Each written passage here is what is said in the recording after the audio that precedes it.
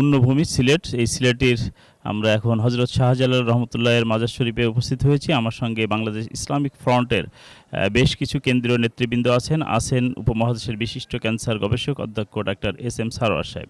আমরা আজকে জানি যে সিলেটে বাংলাদেশ ইসলামিক ফ্রন্টের সিলেট বিভাগীয় একটা সম্মেলন আছে এবং আমরা জানি হবিগঞ্জ 3 থেকে বিশিষ্ট ক্যান্সার গবেষক অধ্যক্ষ ডাক্তার SM সারোয়ার সাহেব নির্বাচন করবে।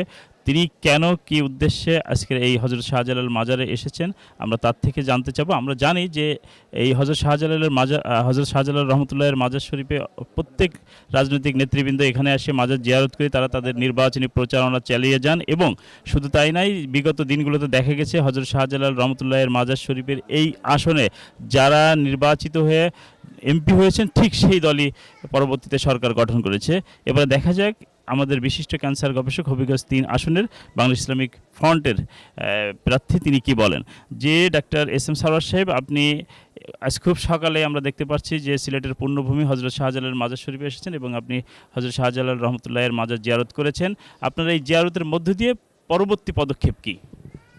সম্মানিত দেশবাসী, আমি cancer specialist doctor SM Sarwar, Bangladesh ইসলামী যুব সেনার কেন্দ্রীয় সভাপতি। বিশেষ করে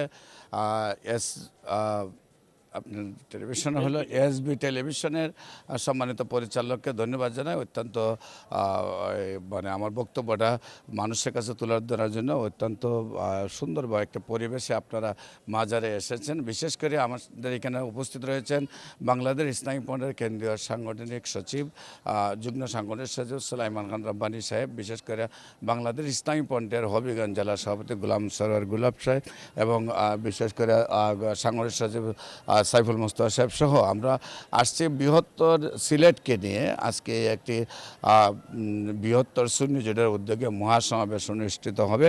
সেই মহাসমাবেশে উপস্থিত হওয়ার আগে আমরা মাজার জিয়ারতে আসছি। বিশেষ করে এই মহাসমাবেশটি হবে সামনের নির্বাচনকে কেন্দ্র করে আমাদের বৃহত্তর সিলেটের প্রার্থীদেরকে নিয়ে গণসংযোগের মূল সূচনা। এখানে বাংলাদেশ ইসলামী ফ্রন্টের কেন্দ্রীয় মাননীয় চেয়ারম্যান আল্লামা এম মহোদয় এবং মাননীয় মহাসচিব আল্লামা সোম আব্দুল সামাদ মহোদয় উপস্থিত থাকবেন এবং আমাদের সাথে জোটের অন্যান্য শরিক দলগুলো উপস্থিত থাকবেন। বিশেষ করে আমার পাশে রয়েছেন বাংলাদেশ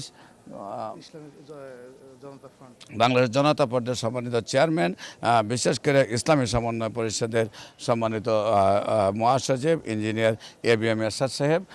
সবাই আমরা মূলত আসছি বৃহত্তর সিলেটে সুন্নিয়তকে আজকের প্রচারণায় ঘরে ঘরে পৌঁছে দেওয়ার জন্য। আমরা বিশ্বাস করি আজকের যে সমাবেশটা হচ্ছে সেটা সুন্নিয়তের জগতে একটা মাইল ফলো হিসাবে থাকবে। বিশেষ করে আমি কিছুই বলবো না, আমার যেহেতু এখানে সিনিয়র নেতৃত্ব বাংলাদেশ ইসলামী ফ্রন্টের সম্মানিত সাংগঠনিক সচিব রয়েছেন, ওনাকে আমরা কথা বলার সুযোগ দেব। সেই জন্য একটা কথা জানবার আছে। আমরা জানি যে নির্বাচনে যারা প্রতিদ্বন্দ্বিতা করেন সবসময় দেখি যে কেন্দ্রীয় নেতৃবৃন্দরা এই হযরত শাহজালাল রহমতুল্লাহের মাজার জিয়ারতের মধ্য দিয়ে তাদের পরিচালনা শুরু করেন। আপনি কি আজকের এই মাজার জিয়ারতের মধ্য দিয়ে আপনার হবিগঞ্জের 3 আসনের পরিচালনা শুরু করছেন কিনা আনুষ্ঠানিকভাবে? জি, আমি আজকের সেই মাজার জিয়ারতের মাধ্যমে আনুষ্ঠানিকভাবে আমার নির্বাচনী প্রচারণা শুরু করতে যাচ্ছি। বিশেষ করে শুধু আজকে নয়, আমি প্রথম যখন নমিনেশন পেপার কিনি তখনও আমার মাননীয় চেয়ারম্যান আল্লামা ইমামউদ্দিন মহোদয় সহ আমি বারাউলিয়ার মাজার এবং সিলেট মাজার আমরা জিয়ারত করেছি এবং আজকে আমাদের যেহেতু মহাসমাবেশ আছে আবারও আমি জিয়ারত করে আবারও প্রচারণার কাজ শুরু করব। জি, আপনাকে ধন্যবাদ। আমরা বাংলাদেশ ইসলামিক ফ্রন্টের সম্মানিত যুগ্ম সাংগঠনিক সচিব সুলাইমান ফরিদির সঙ্গে কথা বলবো। খান রব্বানী, জি সুলাইমান খান রব্বানী, আপনারা আজকে সিলেটের বৃহত্তর সুন্নি জোটের বিশেষ করে বাংলাদেশ ইসলামিক ফ্রন্টের যে মহাসমাবেশ সিলেট বিভাগীয়, তো তার আগেই আমরা দেখতে পাচ্ছি হযরত শাহজালাল রহমতুল্লাহের মাজার শরীফ আপনারা জিয়ারত করলেন। আসলে এই জিয়ারতের মধ্য দিয়ে কি আপনাদের মূলত নির্বাচনী প্রচারণা কিনা? ধন্যবাদ SBTVকে, আপনাদের মাধ্যমে জাতির কাছে আমাদের কথাগুলো পৌঁছে দেওয়ার একটা মাধ্যম হয়েছে। আসলে আমরা তো লালন করি আহলে সুন্নাত ওয়াল জামাত, আমরা আকীদায় সুন্নি মতাদর্শে বিশ্বাসী। সেই হিসাবে আমাদেরকে প্রথমেই দিন, ধর্ম, ইসলাম, আউলিয়া কেরামকে নিয়ে আমাদের কথা হয়। আসলে আমরা জানি এই বাংলাদেশে জাতীয় নির্বাচন হোক, বিশেষ করে জাতীয় নির্বাচনে যখন আনুষ্ঠানিকতা শুরু হয় তখন এই বাবা শাহজালাল ইয়ামান রহমতুল্লাহ আলাইহির মাজার জিয়ারতের মাধ্যমেই প্রত্যেক দলই এগুলি শুরু করেন। আর এটাও কথিত রয়েছে যে সিলেট এক আসনে যে দল নির্বাচিত হয় সে সরকার গঠন করে। আমরাও আজকের যে ঐতিহ্যবাহী আলিয়া মাঠে আমাদের বাংলাদেশ ইসলামী ফ্রন্ট এবং শরিক দলের সমন্বয়ে বৃহত্তর সুন্নি জোটের যে বিশাল জনসভা রয়েছে, এই সমাবেশের মাধ্যমে আমাদের একটা 13 দফা রয়েছে। 13 দফার মধ্যে আমাদের একটা বিষয় রয়েছে যে আমাদের সিলেট জেলাকে আধ্যাত্মিক রাজধানী হিসাবে ঘোষণা করা সরকারিভাবে। কারণ এটা কেন? কারণ আমরা দেখি সরকার যিনি গঠন করছেন তিনিও আসছেন, যিনারা সরকার গঠন করছেন না তিনারাও জিয়ারতের মধ্যে হযরত শাহজালাল ইমাম রহমতুল্লাহ আলাইকে প্রাধান্য দিচ্ছেন। তো আমরা প্রাধান্য যেহেতু দিচ্ছেন, আমরা দাবি করছি যে এই পুণ্যভূমি সিলেটকে যেন আধ্যাত্মিক রাজধানী হিসেবে অবশ্যই ঘোষণা করা হয় রাষ্ট্রীয়ভাবে। 2 নম্বর হচ্ছে এই সিলেটের কিছু দাবি দাওয়া রয়েছে।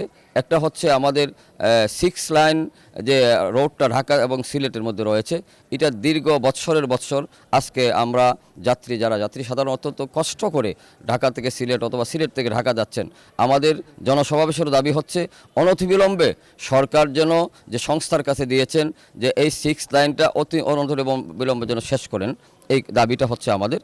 2 হচ্ছে আমাদের রেল লাইন, যেটা আমরা দেখতে পাচ্ছি যে বাংলাদেশের সাথে সিলেটের যোগাযোগের ব্যাপারে রেল লাইনটা অত্যন্ত সংকুচিত। আমরা ব্রডগেজ করার মাধ্যমে এই সিলেট ঢাকা সিলেট চট্টগ্রামের লাইনটা যেন আমাদের আরও গাড়ি বাড়ানো হয়, এই দাবিটুকু আমরা আজকের এই এসবিটিভির মাধ্যমে মূল সমাবেশের মাধ্যমে আমরা দাবি জানাবো। আর এই মুহূর্তে যেহেতু এসবিটিভি আমাদেরকে কথা বলার সুযোগ দিয়েছে, ইনাদের মাধ্যমে আমরা অবশ্যই সরকারের কাছে জোর দাবি জানাচ্ছি অনতিবিলম্বে এই সিলেটের আরও স্থানীয় বিষয়গুলো যেন তদারকির মাধ্যমে এগুলি সমস্যার সমাধান করেন। সকলকে ধন্যবাদ। আগামীতে আমরা ইনশাআল্লাহুল আজিজ জাতীয় সংসদে বাংলাদেশ ইসলামী ফ্রন্ট সহকারে আমাদের যে বৃহত্তর সুন্নি জোট হয়েছে, আমরা 3টি দল নিয়ে জোট করেছি, আমরা খবর পাচ্ছি আরও বেশ কয়েকটি দল আমাদের সাথে এসে যুক্ত হয়ে আরও বিশাল আকার ধারণ করবে জোটটি। তো এই জন্যে আমরা দাবি করব যে এটা তো আমাদের দেশ, আউলিয়া ইকরামের দেশ, হযরত শাহজালালের দেশ, খান জাহানের দেশ, আমানতের দেশ, শাহ মখদুমের দেশ। এই দেশে আউলিয়া ইকরামের মাধ্যমেই মূলত ইসলাম শুরু হয়েছে, প্রসারিত হয়েছে। সেই হিসাবে আমাদের দাবি হলো আউলিয়া ইকরাম অনুসৃত মুহাম্মদ সাল্লাল্লাহু আলাইহি ওয়াসাল্লামের আদর্শের আলোকে আমরা যেন এই জাতীয় সংসদে আমরা গিয়ে আমরা রাষ্ট্র পরিচালনা করতে পারি। সকলকে ধন্যবাদ। আপনাকে অসংখ্য ধন্যবাদ। আমরা এখন আরেকটু কথা বলবো বাংলাদেশ ইসলামিক ফ্রন্টের সাংগঠনিক সচিব সাধারণ সম্পাদক সাইফুল মুস্তাফার সঙ্গে। জি, আপনি কি বলতে চান আজকের এই? জি, আলহামদুলিল্লাহ, সালাতু ওয়াসসালামু আলাইকা রাসূলুল্লাহ। সম্মানিত আজকের এই এসবিটিভির সম্পাদক সাহেব, আমাদের আজকের এই মহাসমাবেশের ব্যাপারে হয়তো আপনাদের সাক্ষাৎকার নিচ্ছে। আমি বলতে চাচ্ছি যে আমাদের আহলে সুন্নাত ওয়াল জামাতের বৃহত্তর একটি সুন্নি জোট, আহলে সুন্নাত বৃহত্তর সুন্নি জোটের মাধ্যমে আমরা আহলে সুন্নাত ওয়াল জামাতের আদর্শে সমাজ বিনির্মাণে আমরা দীর্ঘদিন যাবৎ কাজ করে আসছি। আমরা আমাদের দাবি দেওয়া, আমরা সুবিবাদে বিশ্বাসী, আমরা সন্ত্রাসে বিশ্বাসী নয়, এইটুকু আমরা আমাদের সংগঠনের জন্মলগ্ন দেখে আমরা প্রচার করে আসছি, আমাদের আদর্শ প্রদর্শন করে আসছি। আমরা সন্ত্রাসমুক্ত দল, আমরা শান্তিপ্রিয় দল, আমরা শান্তিপ্রিয় দলের আমাদের কি অধিকার, আমাদের অধিকারগুলো আদায় করার জন্য আমরা ঐক্যবদ্ধ হয়ে আমরা বিভিন্ন বিভাগে আমরা মহাসমাবেশ করতে যাচ্ছি। সেই ধারাবাহিকতায় আজকে সিলেট বিভাগে আমরা মহাসমাবেশের উপস্থিত হতে যাচ্ছি।